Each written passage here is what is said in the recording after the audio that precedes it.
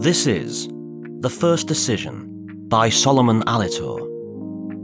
The general exhibited feeling of having no control over certain things can be emotionally and physically draining, and in most cases borderline frustrating, up to the point where many would like to give up. Then again, there are always varying levels of faith to cling to, regardless of the situation. It is quite an interesting subject matter when you encounter prominent people of all statuses, agreeing on aligned statements about how our decisions can determine our best results. Still, of course, there is more to it, and more agreement also on the reverse side, on how certain decisions can churn out undesirable effects too. No one wants to be unclear about their future, or their jobs or relationships, career, goals, health, spirituality and wellness. No one wants to be uncertain about their family, their loved ones, or their desires. Everyone would like to know what the future holds for them, on a level at least, and most of us, quite rightly, rely on God or an entity to guide us through. Decisions rule in most, if not in everything we do. Allow me to first align you with a simple theory that every level of success that has ever been reached or achieved was directly or indirectly in alignment with an anticipated result experienced from a single decision point. For many years, I subsequently dedicated the required time and effort to studying and acquiring various decision-making principles and applicable knowledge from some of the most intellectually renowned leaders in the world today, and I've also dedicated valid time to extensive research into many of the most influential clerical and philosophical people throughout our human history, who were endowed with poetic knowledge, who put out revered literature for the world to consume. I investigated and researched what decisions made many of them phenomenally successful, what key decisions made them admirable, and most importantly, what kind of decisions fashioned their leadership styles in each various capacity. I also explored what decisions made them highly respected and appreciated within their community and in the position they held. Through these observations, I gained valuable insights and techniques into how one should strive to lead a decisive life of service and leadership, especially as we embrace this highly influential digital age we have now all been systematically accelerated into, especially with the pandemic. Decision-making and leadership go hand in hand, but profound, impactful decision-making fits like a glove in the hands of leaders who put expected results first and have the courage to stick to what works, and make decisions to change what is not functioning value, respond to the change, and then adapt. In all occupations, we are faced with different kinds of decisions.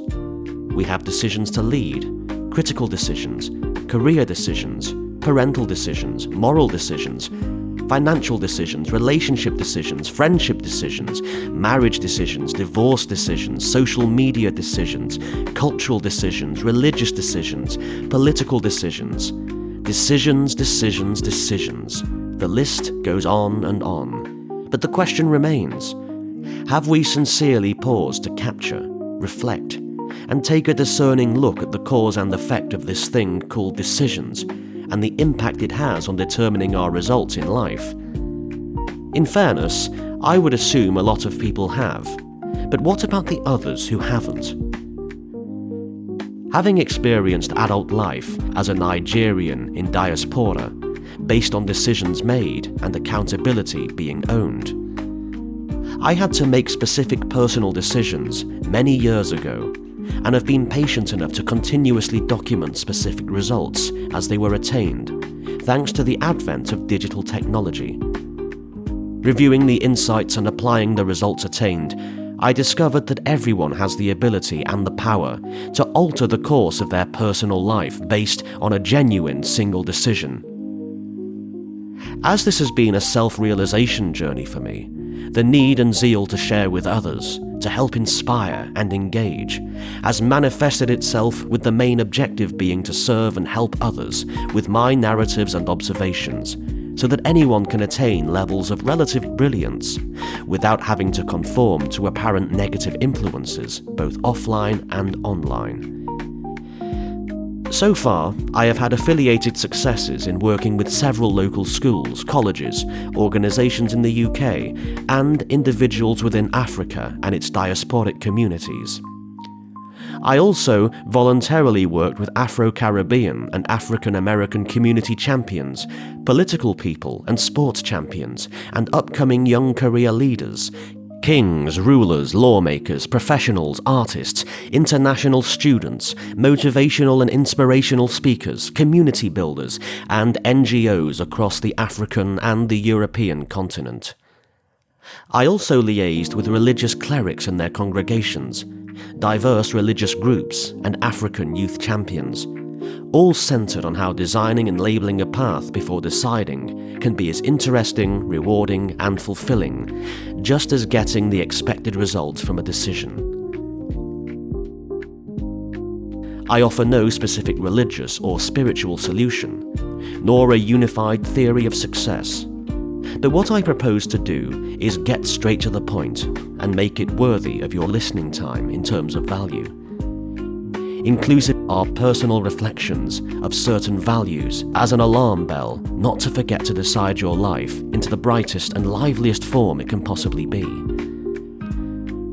In the process, I got to understand what it fundamentally takes to be a good communicator and how best to engage. A key thing to know and understand is that technically, one cannot really do anything meaningful or worthwhile without making decisions. And one cannot truly serve people or help anyone without possessing a firm, decisive mindset.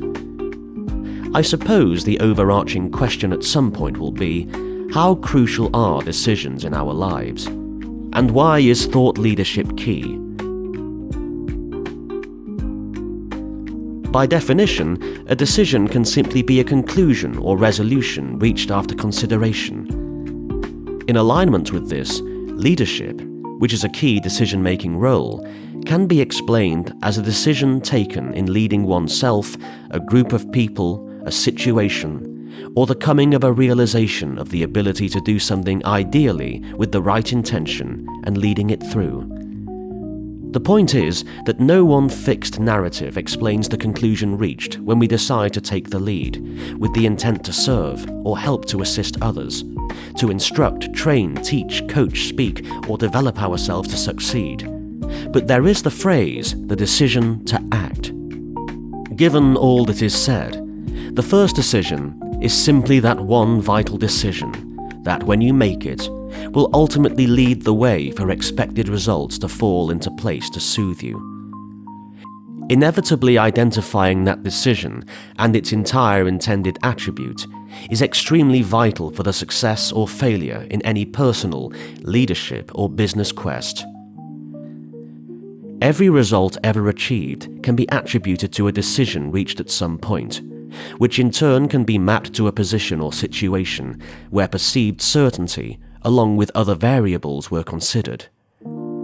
Decisions are productive acts, and they will always produce an outcome.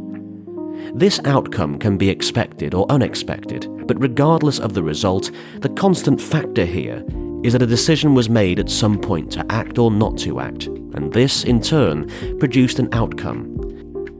So in theory, the destiny of a person, product, place, or thing can be attributed to or defined by a single decision, which can be referred to as the first decision, and all other incremental expected results can then be attributed to that very first decision. Implementing the first decision in any given scenario can be achieved mentally, but it works best when this decision is captured in its essence and visualized progressively. The key to using the first decision as a tool can be found in the principles and efforts of going back to revisit that decision point and all its attributes for absolute clarity and realignment. Those valuable attributes can help us reveal why and how we reach a decision, what results were expected when we reached the decision, who was with us when we made the decision, what state of mind we are in when we made that decision, what results were being focused on when we made that decision, and so on. The key is that you can gather your attributes, as they will surely differ from person to person, product to product, business to business, or relationship to relationship, sports to sports. But note that the thing that remains constant, and the one thing which all the attributes have in common, is the singularity of intent, which is what was the single intention that prompted you to conclusively reach that decision, that made you absolutely certain to act at the time, to make it the decision. The first decision, as a measuring tool, can be used in your business and your personal life. The three main attributes of the first decision can be viewed as the act of decision-making, and you will find more engagement of these three attributes as we get along. They are 1. Attitude, 2. Courage, 3. Tenacity. Arguably the most underrated word in the history of all words is attitude. If a decision determines destinies, then it is all about destinations. Where are you going in this life? And where you choose to be or choose to go is entirely up to you, but factors to consider thoroughly must include the right route and the correct intent, but most importantly, the right attitude, regardless of foreseen or unforeseen obstacles. Deciding to have the right attitude always is a major skill and an admirable talent to possess. To succeed or achieve mastery in most things in life, we require profound courage to stick with that one decision. Identifying that decision and its attribute is vital for success in any personal or business quest. The courage to face life and think about what you want out of it and then decide to get it is usually centered on your desired decision. The ability to chase that desire, thus making failure a distant, forgotten option, is courage. Whatever decision you make has a direct influence on your desired result. So it gets better when you realize you can attract all you desire by making the right decisions and basing them on incremental results. But you must be persistent with your thoughts.